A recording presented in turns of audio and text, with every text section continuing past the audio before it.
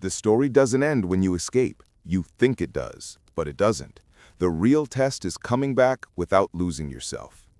Joseph Campbell called it Master of Two Worlds, the art of returning whole. This is not self-help, it's structure. The hero's journey is a map for your attention. Departure, initiation, return. Many depart, few return intact. Your task is to be present among noise without becoming noise. You begin where everyone begins, the ordinary noise. Work, feeds, polite smiles, the choreography of staying visible. You perform well enough to disappear, yet the mask pinches. Your attention splinters, your language grows shallow, your joy delays itself. That isn't failure, it's the call to adventure pressing against habit. You hear the call as hypersensitivity, as an ache for silence. Then the threshold guardians arrive. Family pride, team deadlines, the algorithm's bribe, the fear of losing momentum. The cost of staying is self-betrayal by degrees. The cost of leaving is misunderstanding, a temporary drop in status, and the unknown. A mentor appears, maybe a book, a therapist, a sentence that sticks. Attention is love with a schedule. You hesitate. That hesitation is the refusal, and it's part of the path. So you withdraw, not to vanish, but to reorganize. The belly of the whale is enclosure, a symbolic death. Days narrow on purpose. Walk at sunrise, pages at noon, quiet at dusk. You practice liminality, neither performing nor hiding, just staying with what is. Boredom bites. Anxiety, no longer masked by noise, speaks plainly. The urge to prove yourself to no one still flares. You answer with tools that are simple and repeatable. An attention budget, a digital dopamine fast, and a ritual of small vows you can actually keep. In this descent, you face the ordeal. It isn't theatrical, it is exact. The minotaur of identity steps forward with a single line, "I must be seen to exist." You don't argue. You stay long enough for the line to loosen. Clarity arrives like clean air, not fireworks.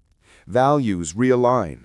Your elixir appears in plain bottles, presence as currency, boundaries as benevolence, work as offering rather than theater. You write 3 sentences and commit them to memory. What I serve, how I protect it, where I refuse.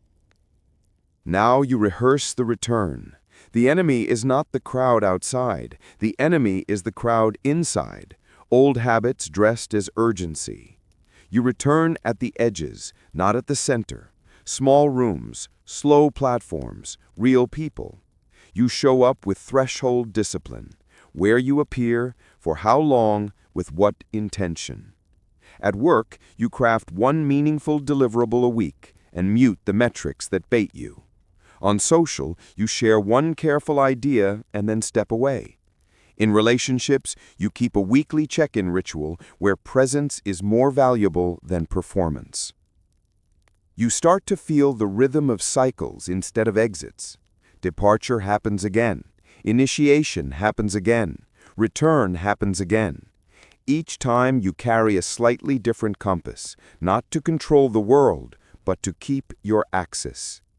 Guard your attention and you guard your life. Presence is the quiet form of courage. Make this practical.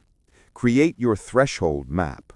List the triggers that steal your attention and pair each with a boundary or a pause.